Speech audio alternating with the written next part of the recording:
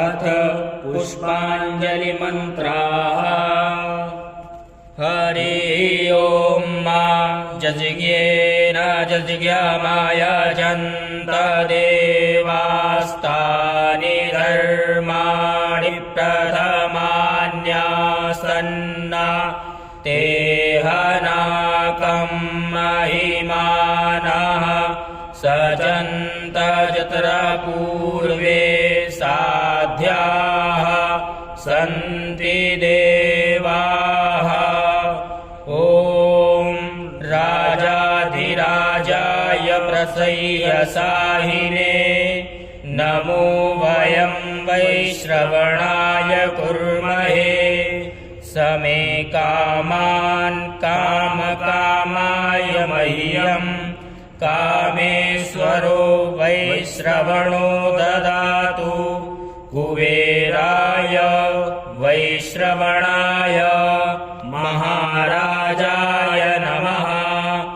ॐ स्वस्ति साम्राज्यं भोज्यं स्वाराज्यं वैराज्यं पार्वेष्ट्यं राज्यं महाराज्यमाधिपत्यमयं समन्तपर्यायी स्यात् सार्वभौमः सर्वायुषान्तादापरार्धात् पृथिव्यै समुद्रपर्यन्ताय एकराडिति तदैपेष श्लोको विगीतो मरुतः परिवेष्टारो मरुतस्यावसन् गृहे आवीक्षितस्य कामप्रेर्विश्वे देवाः सभासद इति।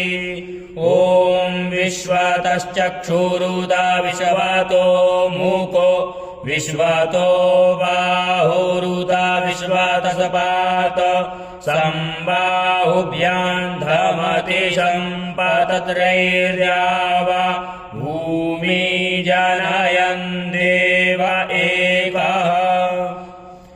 जानामि पूजनमहं न हि शास्त्रसिद्धं शक्तिस्तु ते परिचिता मम सर्वतश्च पुष्पाञ्जलिर्भगवतश्चरणाब्जयोस्ते सन्दीयते परिगृहाण विसृज्य दोषा।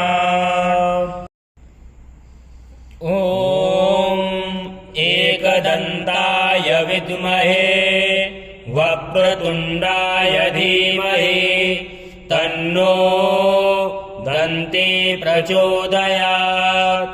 ॐ कात्यायिन्यै च विद्महे कन्याकुमारी च धीमहि तन्नो दुर्गे प्रचोदयात्।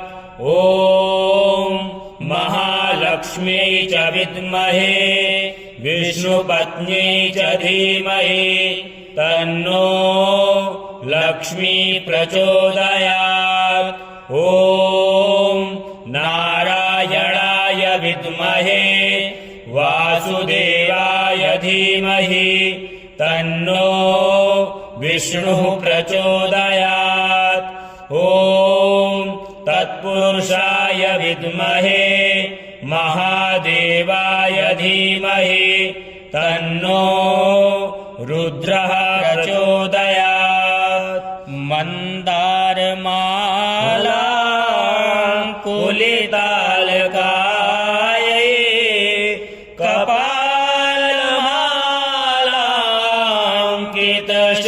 कपालमालाङ्कितशेखराय दिव्याम्बरायै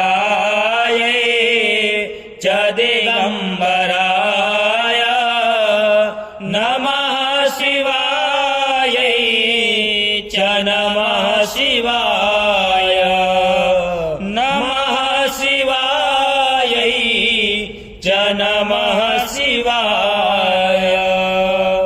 नानासुगन्धिपुष्पाणि यथा कालोद्भवानि च पुष्पाञ्जलिर्मया दत्तम् गृहाण परमेश्वर सुमन सुगन्धित सुमनसः सुमन सुगन्धित सार पुष्पांजलि अर्पण करूं महादेव करो स्वीकार महादेव करो स्वीकार मंत्र पुष्पांजलिं समर्पयामि।